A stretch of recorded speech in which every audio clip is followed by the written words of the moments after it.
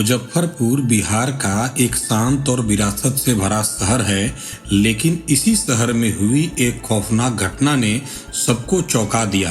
एक हंसते खेलते नौजवान की बेरहमी से हत्या कर दी गई थी।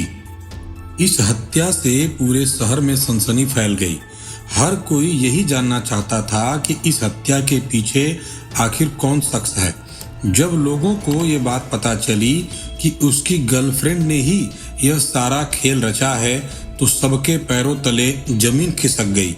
आखिर जिसके साथ वह जीने मरने की कस्में खा रहा था, उसने ऐसा क्यों किया?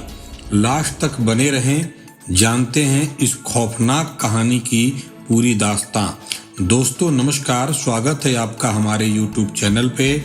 इससे पहले कि आप कहानी में खो जाएं, आपसे रिक्वेस्ट है कि मेरे चैनल को सब्सक्राइब कर लें और अगर वीडियो अच्छी लगे तो लाइक और शेयर करना ना भूलें।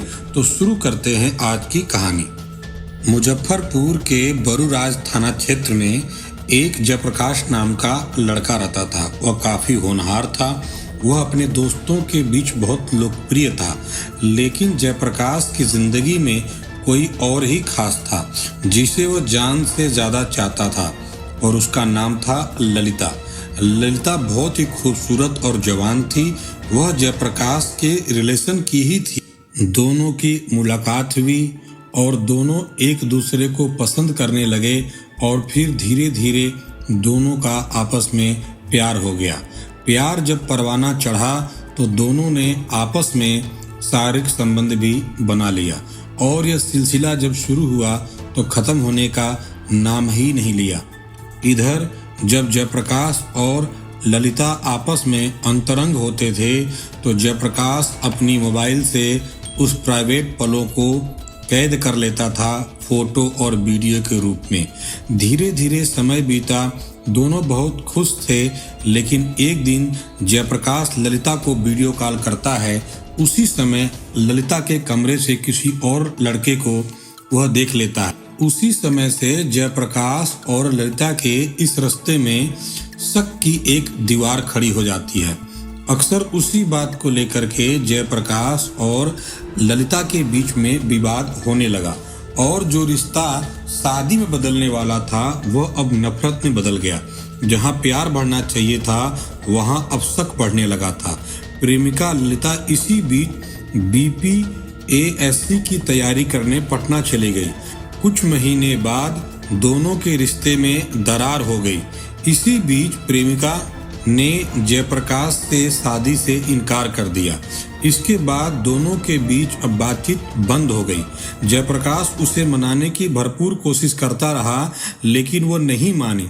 इसी बीच जयप्रकाश के भाई ने उसकी गोवा में बिजली मिस्त्री की नौकरी लगवा दी। वह गोवा चला गया।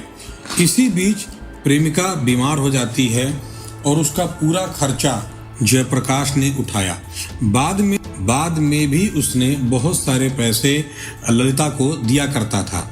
इसी बीच उसे शक हुआ कि ललिता उसे धोखा दे रही है। उसे भनक लगी कि वह किसी और से भी बात करती है। इन दोनों के बीच विवाद और बढ़ गया, और ललिता ने अब जयप्रकाश से बात करना भी बंद कर दिया। जयप्रकाश बातचीत बंद होने से काफ़ी नाराज हो गया।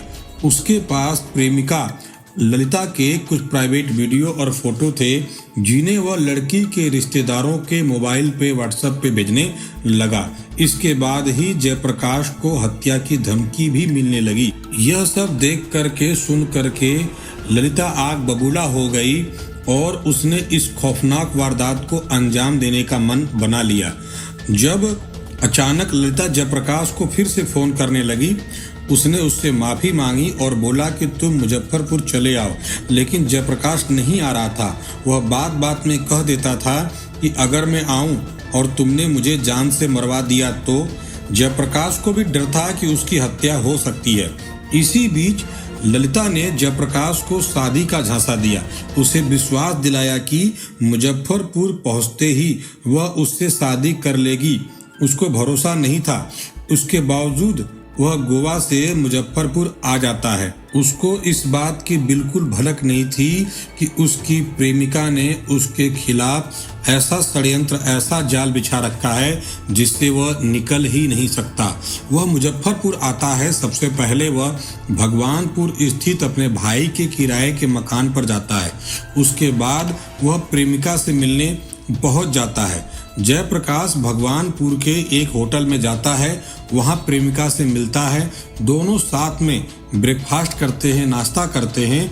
वही प्रेमिका उसे अपने ममेरे भाई के कमरे पर चलने के लिए बोली और उसने कहा कि वहां सारी व्यवस्था कर ली गई है।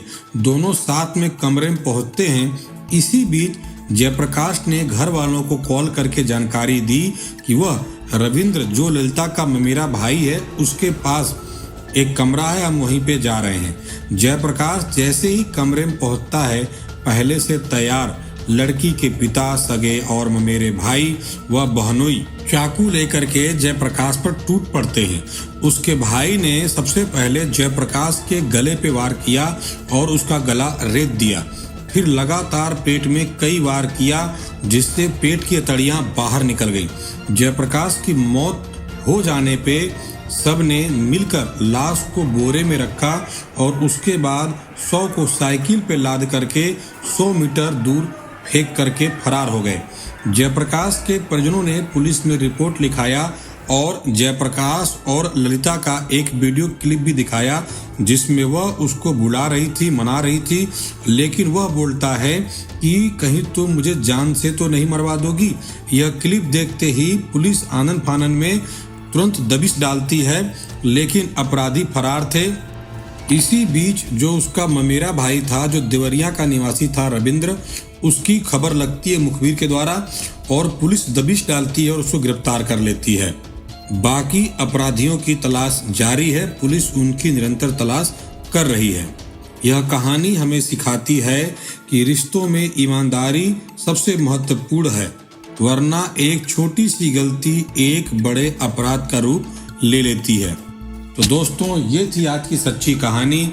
इस कहानी सुनाने का मकसद किसी को परेशान करना नहीं है, बल्कि समाज के अंदर लोगों को जागरूक करना है, जिससे वह अपनी और अपनों की सुरक्षा कर सके। मिलते हैं फिर एक नई सच्ची कहानी के साथ।